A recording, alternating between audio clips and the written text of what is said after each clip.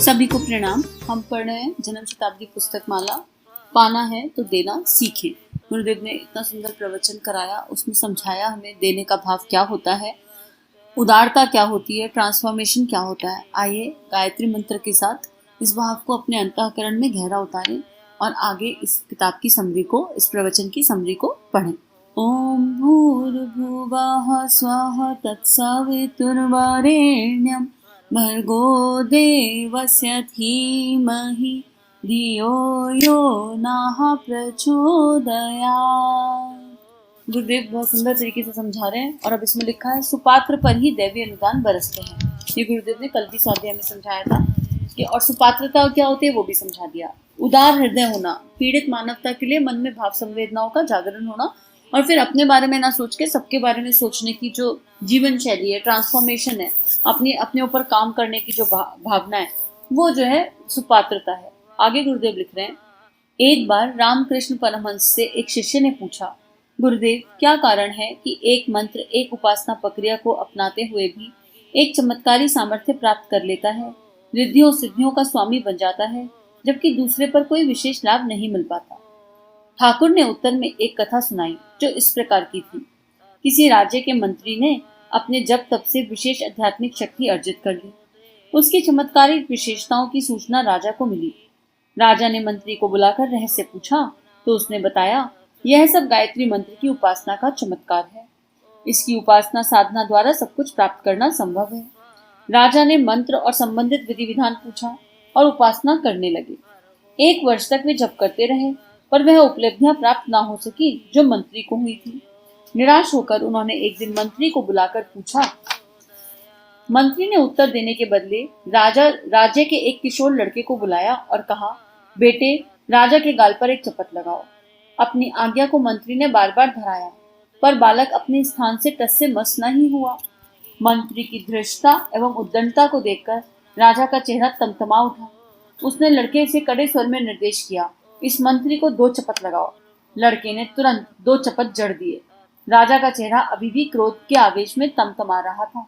मंत्री ने नम्रता से उत्तर दिया, राजन धृष्टता के लिए क्षमा करें, यह सब आपके समाधान के लिए किया गया था। आपके प्रश्न का यही उत्तर है। वाणी से कही बात अधिकारी पात्र की ही मानी जाती है। मंत्र जप से चमत्कार पात्रता विकसित होने पर ही आते हैं।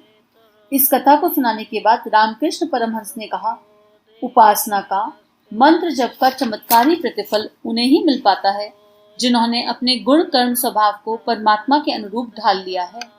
कितना खूबसूरत एग्जाम्पल और स्टोरी गुरुदेव ने यहाँ लिखी और बताई।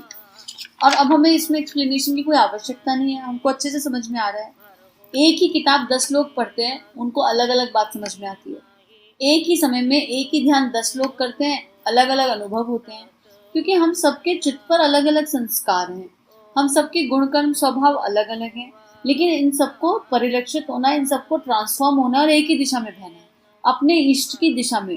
किसी के ऊपर तमस है, किसी के ऊपर नींद का संस्कार है, किसी के ऊपर ज्यादा खाने का संस्कार है, किसी को ईर्ष्या का है, किसी को गुस्से का है, कुछ ना कुछ हम सब में है, निश्चित रूप से है।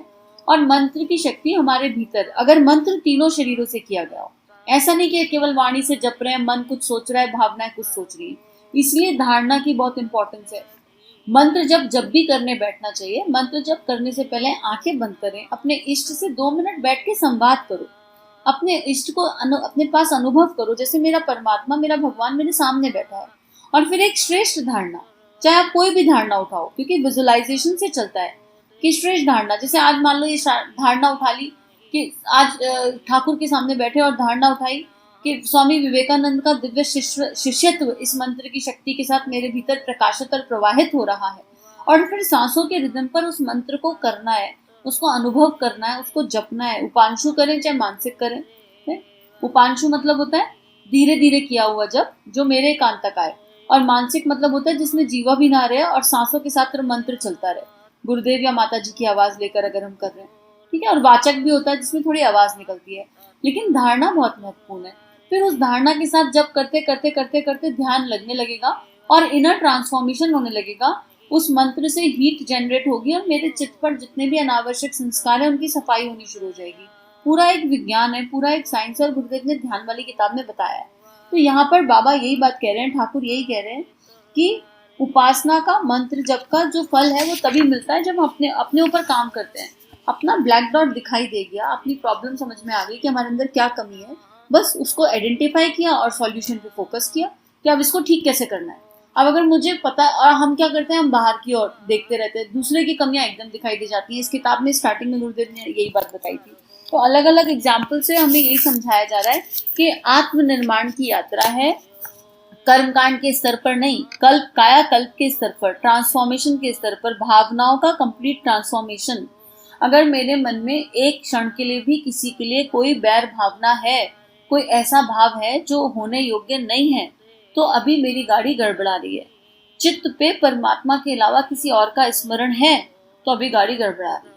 बस उस परमात्मा के अलावा कुछ याद ही नहीं रहे, क्योंकि और कुछ याद रखने योग्य ही नहीं है। आगे लिख रहे हैं, संत ज्ञानेश्वर में जहाँ ज्ञान, विवेक, सदाशयता एवं सहिष्णुता की लौकिक विशेषताएं दिखाई पड़ती थी, वहीं अलौकिक स्तर की रिद्धि सिद्धियों एवं चमत्कारों की झांकी भी मिलती थी। एक महिला उनकी इन उपलब्धियों से विशेष प्रभावित होकर साधना करने लगी। कुछ समय तक उपासना करने के बाद जब उसे कोई विशेष उपलब्धि नहीं हुई तो वह संत के पास जाकर बोली, देव, भगवान भी बड़ा पक्षपाती है। वह किसी किसी को तो रिद्धि सिद्धियों का स्वामी बना देता है और किसी को कुछ भी नहीं देता। संत ज्ञानेश्वर मुस्कुराए और बोले, बहन, ऐसा नहीं। भगवान विशिष्ट विभूतियां सत्य पात्र को ही देता है।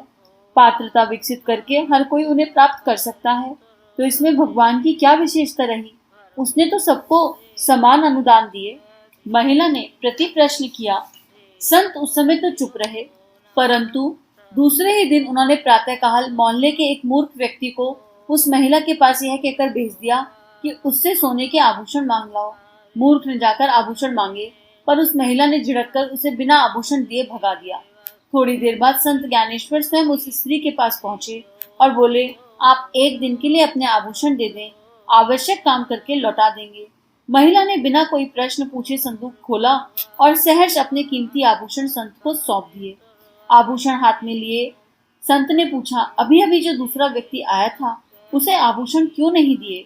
स्त्री बोली, उस मूर्ख को आभूषण कैसे दे दें? संत ज्ञानेश्वर बोले, बहन, जब आप सामान्य से आभूषण बिना सोचे विचारे कुपात्र को नहीं दे सकती, तो फिर परमात्मा अपने दिव्य अनुदानों को कुपात्र को कैसे दे सकता है? वह तो बारंबार इस बात की परीक्षा करता है कि जिसको अनुदान दिया जा रहा है उसमें पात्रता है अथवा नहीं। पात्रता के अभाव में संसारिक जीवन में भी कहाँ किसी को कुछ विशेष उपलब्ध हो पाता है। अपना सगा होते हुए भी एक पिता मूर्ख गैर जिम्मेदार पुत्र को अपनी विपुल संपत्ति नहीं सौंपता। कितने खूबसूरत एग्जाम्पल से गुरुदेव हमें पात्रता की गहराई समझा रहे हैं। सब है कृपा ही, लेकिन उस कृपा के पीछे कृपा होने के बाद पात्रता का रोल आ रहा है, और बस हमको अपना एक कदम उठाना है। जैसे फॉर एग्जाम्पल कई बार लोग आते हैं और कहते हैं, आप पर तो गुरुदेव की बड़ी कृपा है, हम भी आपने कितनी जप की, कितनी साधना की।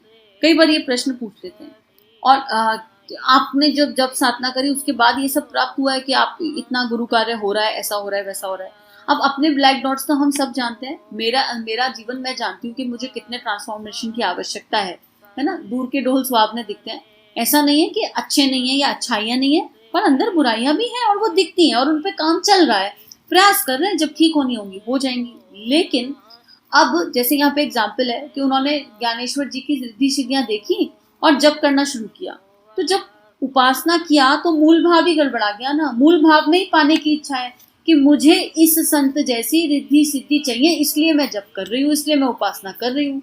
तो फिर कहाँ रहा देने का भाव? मांगने का भाव ही हो गया ना। अगर आपने जप किया, साधना की, उपासना की, परमात्मा के साथ बैठे और बैठे ही इस बात से कि हमको कुछ चाहिए देने की जगह, तो कहाँ कुछ घटित हुआ? अरे मैं जप करूं, गिन के करूं, और उसमें भी लॉलीपॉप टॉफी साधना रिद्धि सिद्धि के लिए करूं, तो क्या ही फायदा? अपने माता पिता के पास जाकर बैठ रहे हैं तो सरलता से बैठ जाए ना उनकी गोदी में सिर रख लें बस, और सुकून, बस वही एक सुकून है। उनसे क्या ही चाहिए? अगर मेरे परमात्मा का हाथ मेरे सिर पर है तो इससे ज्यादा और किसी चीज की आवश्यकता है क्या जीवन में?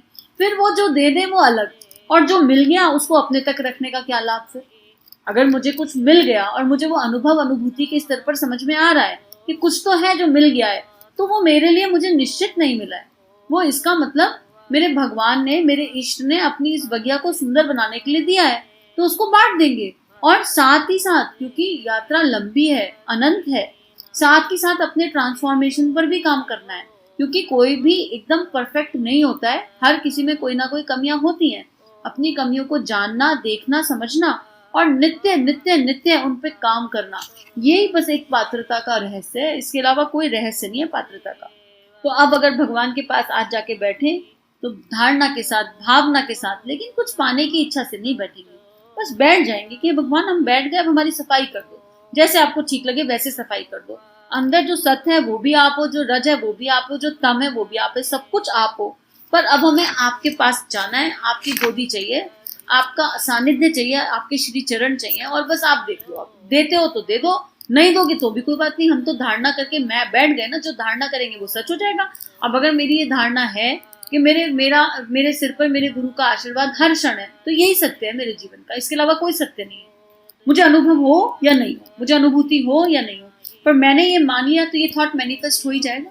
तो इस क्षण भी मेरे गुरु का आशीर्वाद मेरे सिर पर है। अभी भी ऐसा अनुभव हो रहा है कि गुरुदेव ने सिर पर हाथ रखा है और बहुत प्रेम से सिर सहला रहे हैं। बस यही आत्मा का सत्य है और यही परमानंद है।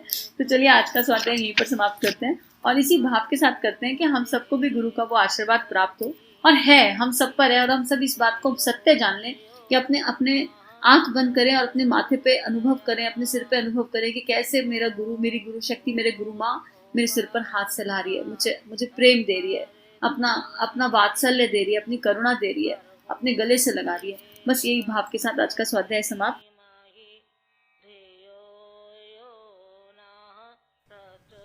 हमारे YouTube चैनल को सब्सक्राइब कीजिए और बेल आइकन पर क्लिक कीजिए ताकि आने वाली सभी वीडियो की नोटिफिकेशन आपको मिलती रहे। आप सभी को बहुत बहुत थैंक यू।